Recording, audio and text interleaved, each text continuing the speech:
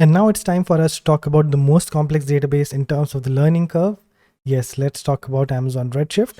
So analyze all of your data with the fastest and most widely used cloud data warehouse.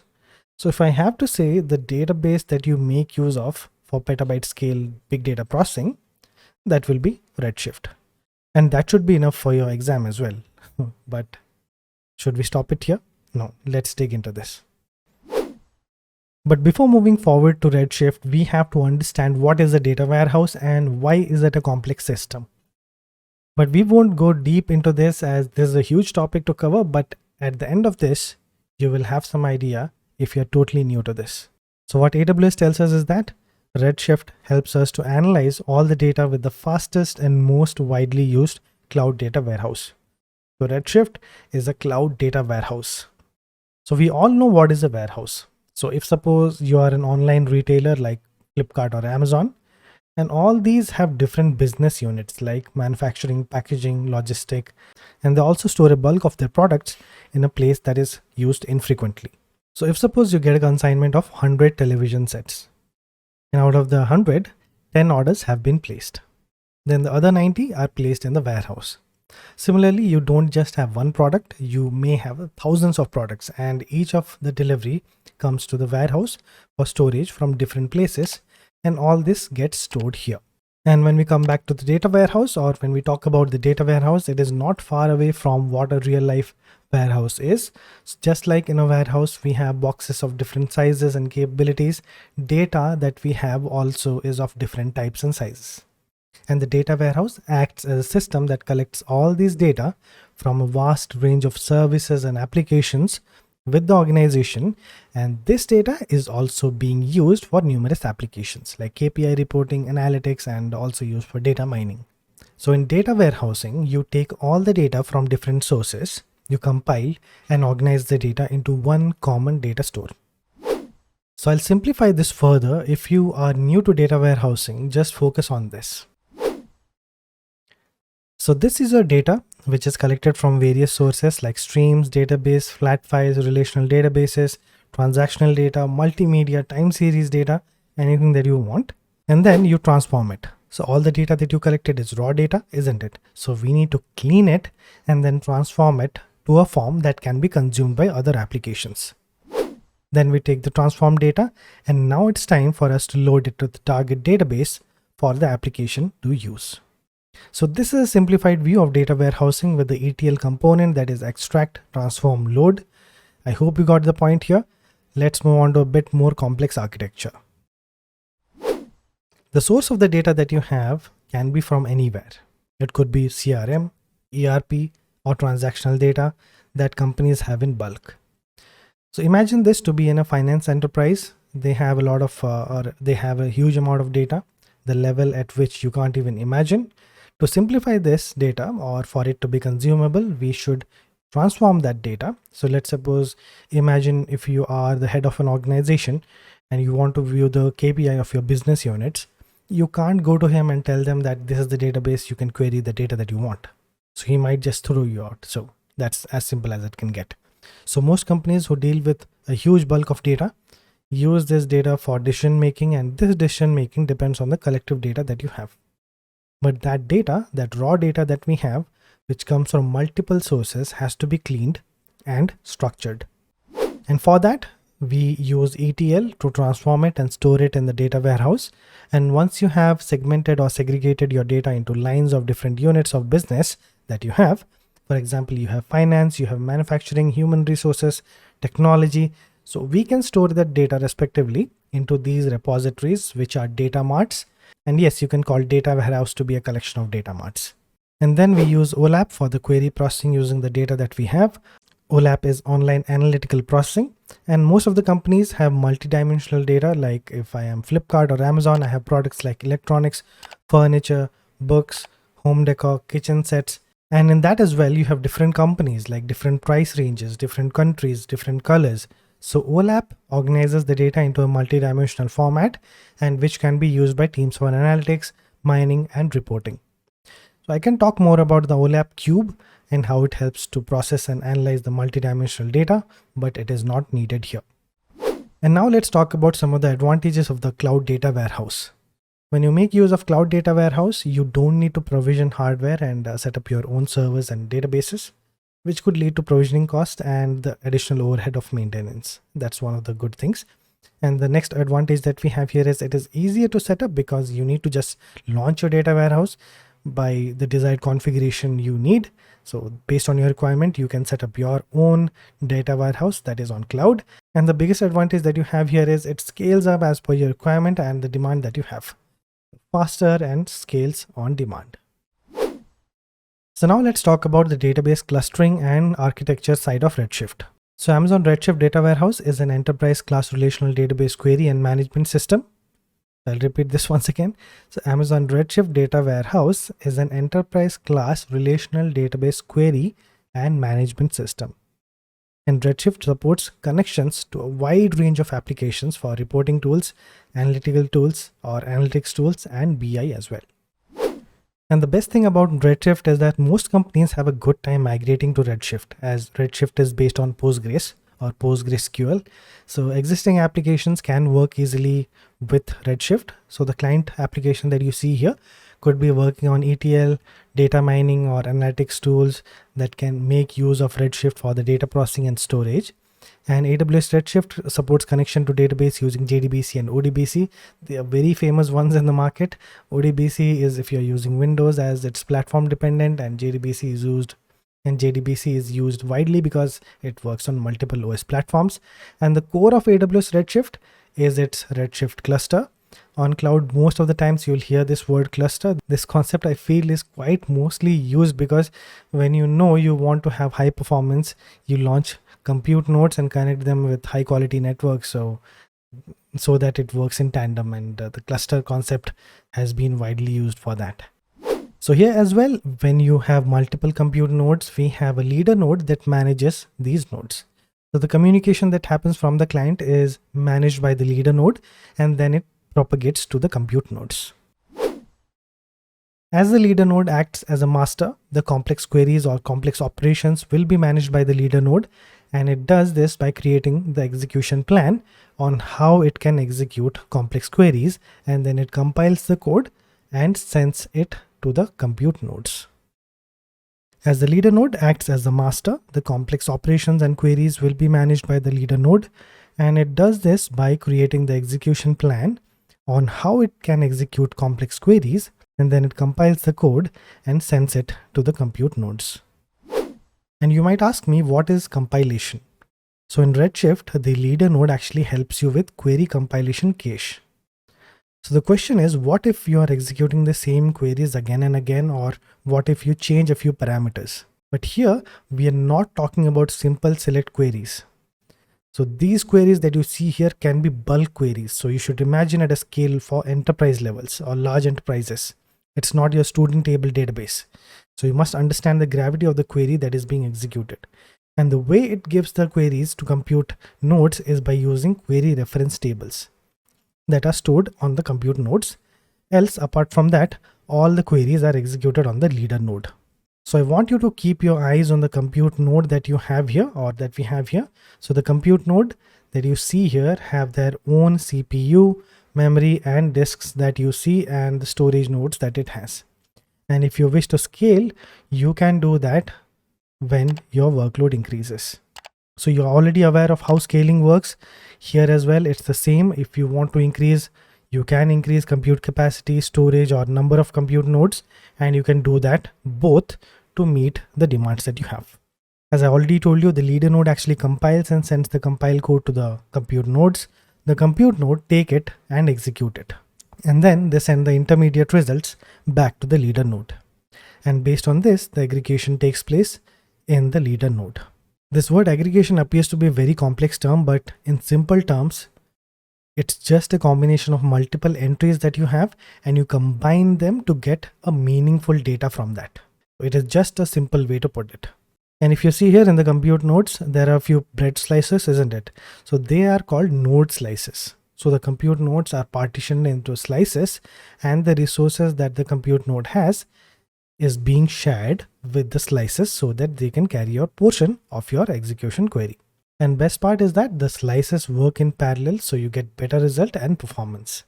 And we have better communication with private high-speed network between leader nodes and the compute nodes, so you don't have to worry about that. And now you might be thinking, where is the database? So as I already told you, Redshift is based on PostgreSQL, and each cluster has one or more databases and works on RDBMS. And it also has OLTP features, but there are a few differences between the actual Postgres that you might use and the Redshift that you get to work on. So like on Redshift, you don't get the features like table partitioning, table spaces, constraints, unique, foreign key, primary key, and another important features like triggers is also not supported. So I would request you to please read more about the differences to have a better approach when you work with Redshift. So I hope you got the point here. If you felt you didn't understand a few pointers, you can rewatch this session. It really helps to revisit a section to get the best out of it. So let's summarize this once again. Amazon Redshift Data Warehouse is a collection of computing resources called nodes, which are organized into group called a cluster. Each cluster runs an Amazon Redshift engine and contains one or more databases. So leader node acts as a master. The complex queries and operations will be executed or managed by the leader nodes, and it does this by creating the execution plan on how it can execute complex queries, and it then compiles the code and then sends it to the compute nodes. So the compute nodes here takes the query and executes it and then sends the intermediate results back to the leader node. And based on this, the aggregation takes place in the leader node, and that's how you get the result. So the next thing that you should know about is how performance is taken care of in AWS Redshift. The first thing that we have here is massive parallel processing. So massive parallel processing, MPP, enables fast execution of the most complex queries operating on large amount of data. As I already told you, the Redshift cluster along with the leader node has multiple compute nodes which handles all the query processing and sends it back to the leader node for final result aggregation. And as compute nodes are partitioned into slices, with each slice of each node executing the same compiled query segments on portions of the entire data. So this way they execute them parallelly and give you the better performance. Second one is columnar storage. So columnar storage for database table drastically reduces the overall disk IO requirements and is an important factor in optimizing analytic query performance. When you have columnar storage, you tend to load very less data onto the memory, which in turn helps Redshift to have a better in-memory processing performance when executing queries. So don't worry, we will discuss this in a bit now, so keep watching. The third one is data compression, and data compression reduces storage requirements, thereby reducing disk IO, which improves query performance. As I already told you, loading fewer data into memory enables Amazon Redshift to enhance performance in memory processing. The data also is being compressed and then stored into the memory, and it is uncompressed when we are actually executing it. So in Redshift, you also have automatic compression with table loading, so that's something to look into. The fourth one is Query Optimizer. So the Amazon Redshift query execution engine incorporates a query optimizer that is MPP aware or massively parallel processing aware, and also takes advantage of columnar oriented data storage. When you work with Redshift, mostly you will work with DML, that is data manipulation language, which is a subset of SQL. So mostly it is about view, add, change, delete data. So it's more like select, insert, update, delete the transaction that take place. So this means that retrieving and viewing data is a core of what we work with when it comes to Redshift. And for query optimization, it's not that only Redshift works any magic into this, but this also depends on how you design your tables effectively, and you can read more about them on how you can design your queries or tables effectively in the documentation. And it also depends on leader node query processing, and we will discuss this. So I'm keeping this short for now.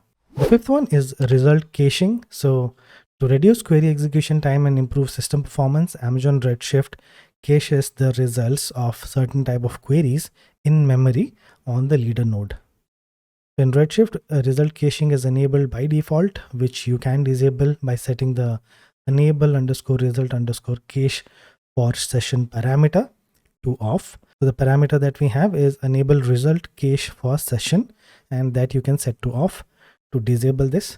So here as well, not all results are cached, and it depends on what is the size of the result itself, the query result, what is the size of the instance of the Redshift cluster, and also the number of entries in the cache as well. So eventually it does not cache all the results. So it will depend on what is the size of the query result, what is the size of the instance of the Redshift cluster, and also the number of entries in the cache as well. So when you submit a query, the leader node actually checks if there is a result in the cache, and if the result already is present, then it uses it as a result rather than executing the query again. So you might ask me, like, what if you send a new query? That's a valid point. So there are conditions to which the query should meet in order for Redshift to return the cached results. And if it does, and if it satisfies it, then only it sends the result query. Like if the cached query matches the query that has been sent, or if the table hasn't been modified. So there are a couple of more conditions based on which it returns the cached query results for you. So it depends on the conditions, and if it does satisfy, then only it will return the result, otherwise it will return the cache. And if it does satisfy, then only it will execute the query, or it will return the cache depending on what type of criteria it has met. The sixth one is compiled code. So the leader node distributes fully optimized compiled codes across all of the nodes of the cluster. So as I already told you about how compiled code is being pushed to the compute nodes, then it is processed using the slices. This is also a very important factor that contributes to the performance. So remember these 5 points for the performance. So first one is massive parallel processing. Second is columnar data storage. Third one is data compression. Fourth one is query optimizer. Fifth one is result caching. And the sixth one is compiled code. So as we already discussed, columnar storage for database tables is an important factor in optimizing analytic query performance, because it drastically reduces the overall disk I/O requirements and reduces the amount of data that you need to load from the disk. This is one of the very important factors for performance when it comes to Redshift. So let's take this example data here of how we see the table structure in relational databases. So we have rows and columns here. So this table that you see here is stored in the disk blocks like this as a part of row-wise storage. So this you have already seen like million times. And this is what you have already seen and you have already worked on, and this is very effective row-wise storage, and it is optimal for OLTP databases. But when it comes to columnar data storage, each block that you see stores values of a single column for multiple rows. So if you can see here, the virtual IDs 1234 and 2234 and 3211, they are being stored in a single column for multiple rows.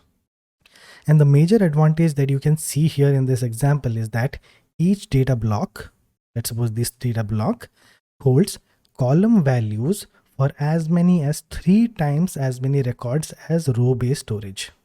And thus, in turn, reduces I/O performance or I/O operations by 1/3 in comparison to row-based storage. And on top of that, this data can be compressed to further reduce the storage overhead. And one more important thing that you should be aware of is that the block size of databases usually ranges from 2 kilobytes to 32 kilobytes, but Redshift uses a block size of 1 MB. So that's huge. So I hope you got the point about how columnar data storage works. And this is just a simple explanation. So if you want to read more about this, please go ahead and read it in the documentation as well. So now let's talk about the integration part of Redshift with other AWS services, like that is using how we can use Redshift with other AWS services. So this is rightly mentioned here that Amazon Redshift integrates with other AWS services to enable you to move, transform, and load your data quickly and reliably using data security features. And these are some of the use cases that you might as well be working on, like moving data between Amazon Redshift to Amazon S3 or between them, or by using Amazon Redshift with Amazon DynamoDB, or if you want to be like working on importing data from remote hosts over SSH, that's something we as developers tend to do. And also the use case could be automating data loads using AWS data pipelines, and also migrating data using AWS database migration service, that is AWS DMS. So let's talk about them one by one and let's see how these things are done in simple terms. So let's talk about the first one, moving data between Redshift and S3. So when we talk about this, there are 3 steps to this approach of moving data to S3 from Redshift.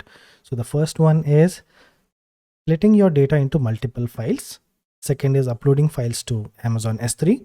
Third is using the copy command to load from Amazon S3. So let's understand this better. So when you want to load your data, you can load them as a single file, or you can as well split the data for each table into multiple files. Like you can divide them into chunks and put them to separate files so that you can take advantage of the massive multiprocessing provided by Redshift. And this is something that is recommended. And the files that you divide are recommended to have similar size between like 1 MB to 1 GB, and that too post compression. So let's suppose we have a file called report.txt. We can divide them into multiple chunks, 1, 2, 3, 4, and each of size 250 MB. And you might ask, how is that we can send all of these files together? So what we can do is we can put them in a folder and use copy commands to push all the files by having a collated command. So I know that you might be asking like, what is a copy command? And that's what I'm going to tell you. Wait, so don't worry about that. So what we are trying to say here is you can divide your files into multiple chunks, each of having the same similar size between 1 MB to 1 GB, that is post compression, and you can put them into a single folder and you can push them by using the collated copy command. So how can we make use of the copy command to work with our AWS Redshift? So here we can make use of copy command to load a table in parallel from data files on S3. So you have to keep in mind that we are talking about loading data from S3 to Redshift. And this is the command. So copy table name from S3 : /bucket name / object prefix and the authorization. So where you make use of IAM to provide the principal. And to supply multiple entries to the command for our chunk of split files, we make use of something called a manifest file. So a manifest file is like your JSON, and you can add the entries of your chunk files like this. And this can be used in your copy command to load the data from S3. And this file, you can place it in your S3 bucket folder along with other files that you have. So let's suppose we have added all the entries in the report.manifest. So this is our report.manifest. So this is part 1, this is part 2, this is part 3, this is part 4. And if you see, we have entries and within which we have the list of files. Okay, as a part of the S3 URL. And then you see there is a field called mandatory, which is a Boolean, rather it could be true or false. So this is an optional mandatory flag that specifies whether copy should return an error if the file is not found. And this flag is kind of a okayish feature, I feel, as this indicates whether copy should terminate if the file does not exist. And if you see, the default value is already false. So that is why I said it's okay, because regardless of any mandatory settings, copy terminates if no files are found. So now let's see the command with the manifest file. So if you see here, so copy table name from S3 bucket / manifest file, authorization and the manifest. So the final query that you will have is copy customer. So this is the table name from S3 reporting is the bucket, which will have the report.manifest file. And this is my IAM role that I'm providing, which has the permission. And this is the manifest command that I have. So here we specify the authentication for it to work. So now you know how we can pull the data from S3. So what is that the next thing that we have to do? So now let's talk on how we can unload data to S3. So once you have executed the query, you get the result, and that result can be unloaded to S3. So just like we have copy command to get the data from S3, we also have an unload command which actually does the opposite and helps you unload the query results to S3. So now let's see how the unload command works. So unload select star from reporting. So here the command is unload and we are executing a query or the select query that Redshift supports. And apart from this, you can have a limit clause on the outer select. So you need to be wary about this condition as well. And then we have two S3 reporting reports unload report underscore. So then that is the to path. So the path to the S3 to which we want to send the data. Then as usual, you provide the IAM rule ARN that you have. And that is basically acting as the authentication for you. So just like we had the option to divide the files for processing here as well, unload writes data in parallel to multiple files according to the number of slices in the cluster. So if you want to unload at once, then you can specify the parameter parallel as off. As you can see in the command here, the maximum size for a data file is set to 6.2 GB. And let's suppose you wish to limit the size, then you can specify a parameter like max file size that I have specified as 100 MB. So where max file size denotes a parameter of the size that you wish to limit your file to. And another feature that I really liked about Unload is that it can automatically create files using Amazon S3 server-side encryption with AWS managed encryption keys, that is SSE S3. So as you can see here, we can provide the KMS key ID parameter, which has the key ID or the key, and we can upload the files or unload the files by encrypting them. So that's a very good thing. So you can follow this as well if you want your data to be more secure. There's one of the things that I really liked. So next up for us is using Amazon Redshift with Amazon DynamoDB. So there might be a situation where you might have to work with DynamoDB. So you can use the copy command to load a table with data from a single Amazon DynamoDB table. So let's look at the syntax to grab values from the DynamoDB table. So the syntax is copy Redshift table name. So this is the Redshift table name that you have. Then from DynamoDB // DynamoDB table name. This is the DynamoDB table URL. And then we have the authorization. Here you will specify the IAM permissions and the read ratio of integer. At the end, we will specify the read ratio. Now on the right hand side, we have the actual command where we specify the Redshift table name as reporting. And we specify the DynamoDB URL for table from which we want to fetch the data. And then we provide the IAM role for our authentication, and the read ratio is set to 50. And you can execute this to fetch the data from the single table. And I know you might be thinking, what is read ratio? And why did I set this to 50 like an integer value? So when we create a DynamoDB table or we create the DynamoDB database, we must specify something called as the provision throughput capacity. Okay, so it's provision throughput capacity. So which is the amount of read and write activity that the table can support. So when your application is reading or writing more than what the table can support, then DynamoDB returns provision throughput exceeded exception. So while working with production data, you don't want to have a huge throttling, and in order to reduce it, you must set the read ratio value much lower than the average percentage of unused provision throughput. Okay, so that is why I set it to 50. Or if I set the max value of 100 for read ratio, it will make use of the entire provision throughput. So here we can set the value to 50 so that it consumes up to 50% of the provision throughput value. And this value is what you give. And if you are aware of the average percentage of unused provision throughput that you have set, then you are good to go. And there is a very important thing that we should note here that has been mentioned by AWS is that the DynamoDB table that provides the data must be created in the same AWS region as your cluster, that is your Redshift cluster, unless you use the region option to specify the AWS region in which the Amazon DynamoDB table is located. If you specify this, then it is fine, or else it must be in the same region as your cluster. So this is something that you need to be aware of when designing your queries with Redshift and DynamoDB. So I hope that was clear. Let's move on. So now let's talk about the way we can connect to Redshift with SSH for our remote hosts. So imagine these are your instances and this is the Redshift cluster that we want to connect. Quite neat, isn't it? We have 4 instances and we have the Redshift cluster. So whenever you wish to connect to services like databases, there are constraints like it could be behind a private subnet or bastion host. But the mechanism for SSH, the base of how we connect to hosts using SSH, always remains the same. I'll tell you why. The first 4 steps that you see here are related to direct key connection with host and cluster. Here in these first steps, you first retrieve the cluster public key and cluster node IP addresses. For this, you make use of AWS Redshift describe cluster command, so -- cluster identifier. So this command, if you use, you will get the list of the cluster node IPs and you can make use of that.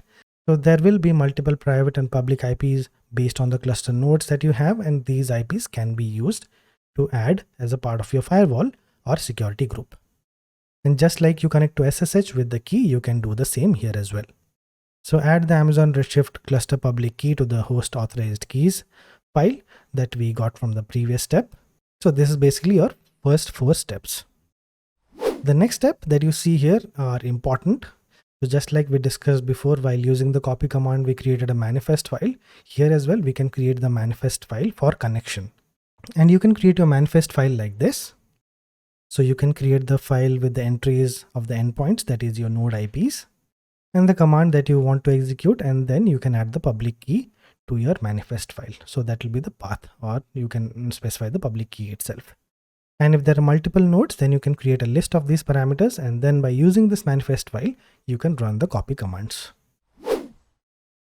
So now let's see how we can automate the process of loading data to Redshift using S3 and AWS data pipelines. So here you can see S3 bucket with the CSV file with the input data that you want to store in your Redshift. So this CSV will be stored in your S3 cloud, and using data pipeline.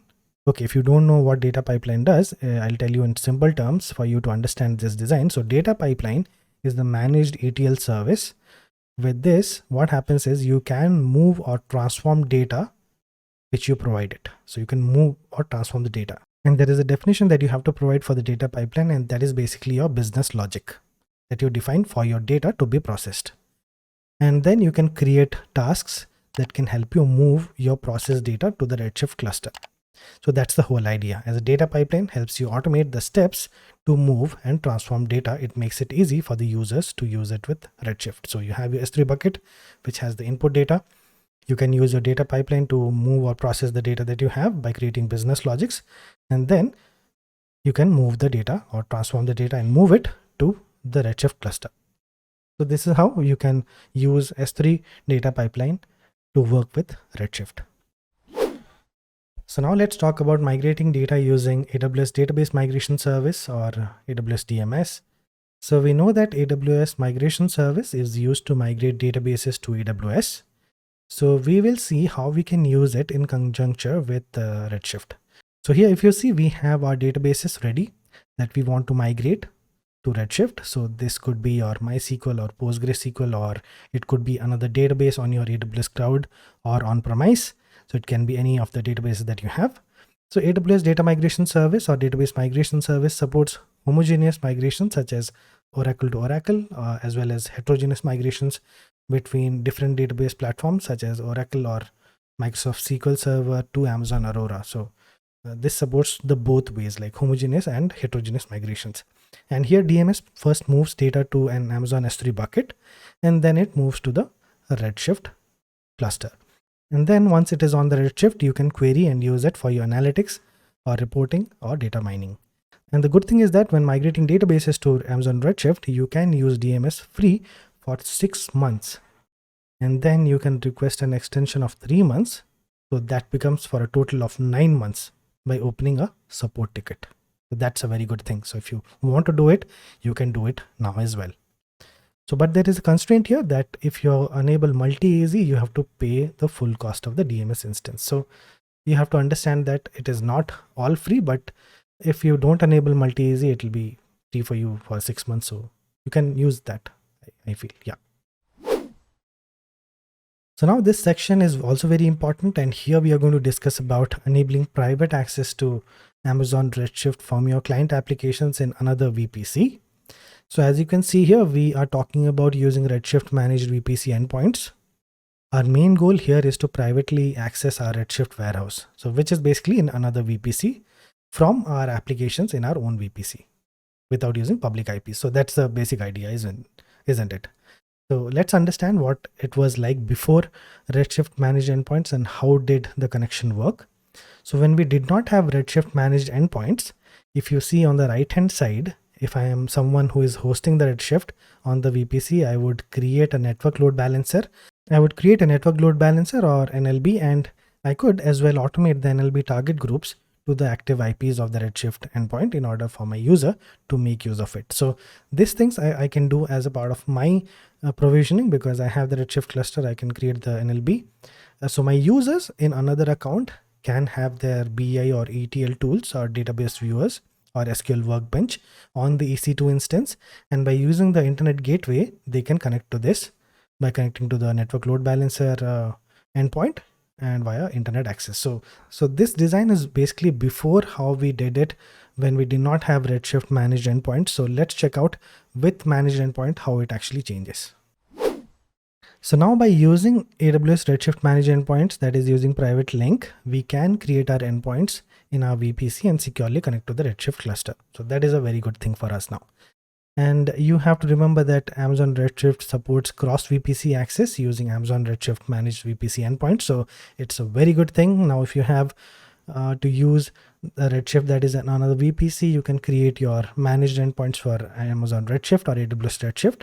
So here you can see on the right hand side, we don't need to manage the cluster or the load balancer, as this is handled by the Redshift or Amazon Redshift itself. So you might ask how you can make use of this. So once this is set up, you will get the connection string to connect to the cluster. So this makes it easier and more efficient because you have less things to manage. So everything will be managed by your Amazon Redshift managed VPC endpoint. You can just connect the endpoint to this particular endpoint service, and then you can make use of it. So there's a very good thing. So everything remains secure and you are able to connect to the Amazon Redshift securely. So there is one more important feature of Redshift that we can discuss in short so that you know that it exists. And if you come across performance related to Redshift, you can as well think about this. And that is Aqua, Advanced Query Accelerator for Amazon Redshift.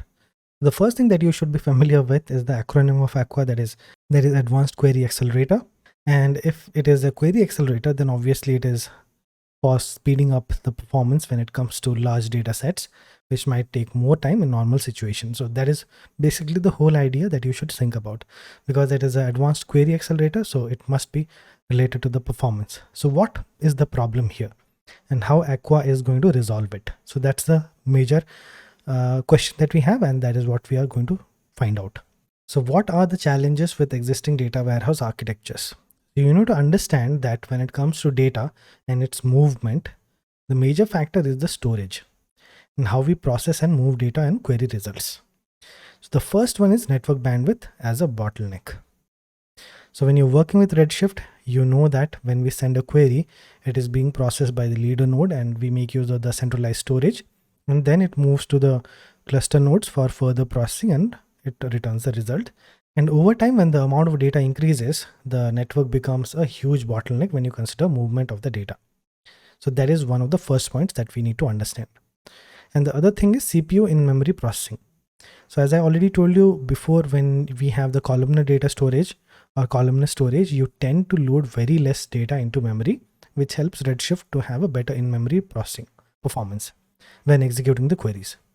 But with growing data, if you see, the processing over time scales only twice or 2 times over a span of time.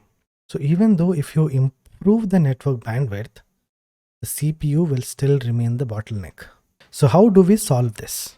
Yes, the solution is Aqua, and here we are trying to improve 3 or more areas. So first we want to remove the network bandwidth limitation using a better processing power and using a scale out architecture. Now I want you to focus on the left hand side where we have the Aqua architecture. So here what it does is Aqua actually uses custom AWS designed processors to improve data processing by using a scale out architecture to accelerate data processing. So here what happens is, so Aqua uses Redshift RA3, RA3.4XL and RA3.16XL processors, and you can use these in specific regions. So remember that. So these are the processors that are compatible with Aqua, but they are available in specific regions. So it is a bit weird that AP South is not supported for this, but you can check the locations which are being supported for RA3. So with RA3.16x large instance, we have 48 vCPUs, 384 GB of memory, and up to 64 terabyte of storage. And these instances are created in the vision of managed storage processing. So that is how it is basically scaling out the architecture for you so that it actually helps you to process the data faster. So if you see here, Redshift uses custom designed hardware, and for the storage, it uses high-speed non-volatile memory express NVMe. This is very popular right now. So this is basically a solid-state storage drive and Nitro-based acceleration for compression and encryption. So NVMe actually creates a lot of performance benefits when it comes to storage. So this is something that has been upgraded to. And on the right hand side, you can see the cluster design form.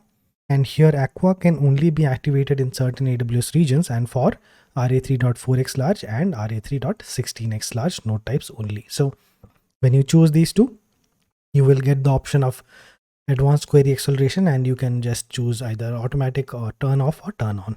Other than that, RA3 can also create your cluster with DC2 instance types, which make use of a fixed solid state drive as a part of the storage. I know you must be thinking of a demo. It's coming up shortly on the channel. And if you're watching this on the website, it'll be added in sometime. So don't worry about this.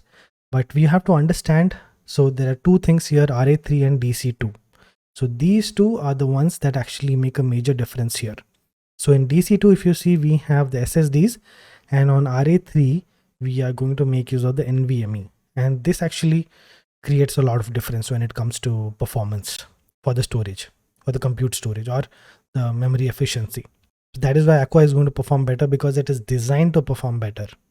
And if it does not, then it is a failure in the part of AWS. But the compute nodes that you see here are always working on high-speed networks, so you don't have to worry about the network bandwidth. So as I already told you, even if you increase the network bandwidth, the CPU was becoming a bottleneck, and this will not be the case now.